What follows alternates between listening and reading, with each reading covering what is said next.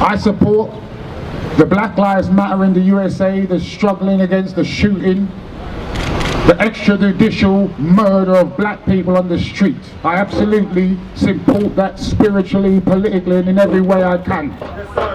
Just today we saw they shoot another young man in Chicago. It was like they was taking target practice as they chased this guy down and shot him to the ground and took his life. How could I not support that? That young man looked like me, looked like my children, could be me. That's right. But let me tell you this, and I say this to those young Black Lives Matter folk, I'm not laying down for Eric Garner. You know what I said?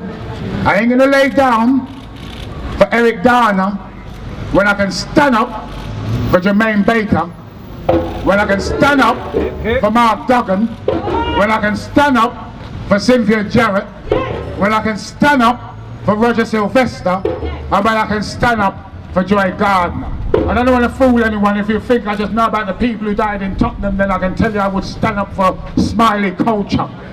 I'll stand up for the black community here, and what I won't do is behave in a way that sends some subliminal message to the rest of Britain that somehow says that Britain is a post-racial society. Because I know that it's much, much, much, much deeper than that. This isn't a post-racial society. This is where they do it by creep and sleep.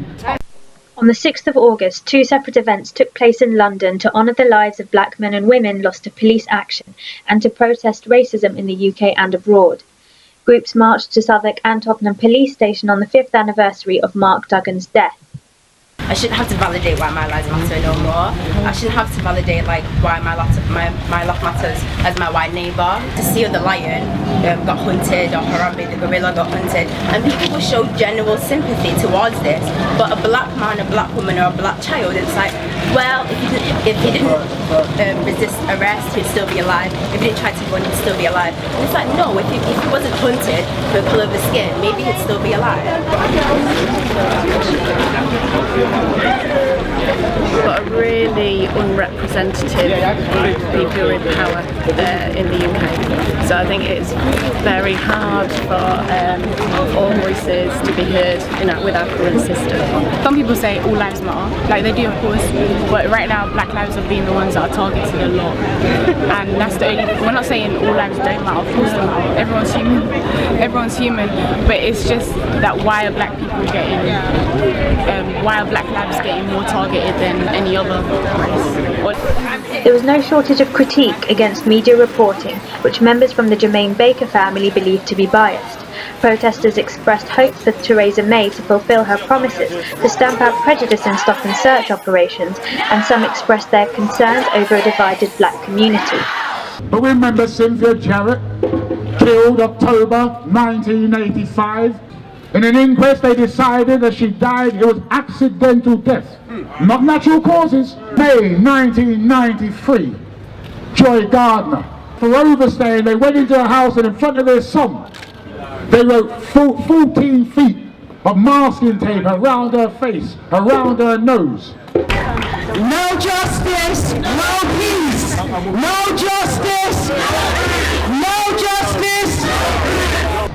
We had a banner 2 years ago for Mark saying, let Mark be the last. And then everybody wants to come and talk to us, say about lessons learned. And I hate that, because they're not learning any lessons. After Mark, 6 months after Mark, they shot Anthony Granger in Manchester. Last year, they shot Jermaine Baker. These are murders. They're murdering us, murdering our children, and they're not learning any lessons. That verdict, the perverse verdict that said Mark was unarmed, but yet it was deemed a lawful killing. We are going back to court to challenge that perverse verdict. We've been given permission. Institutional racism, post-Stephen Lawrence, post-McPherson, has not only just not gone away, it's deepened, and it's actually been amplified by austerity. Don't care about us, and we know this now, but as a community, as we get together, we'll be able to fight injustices.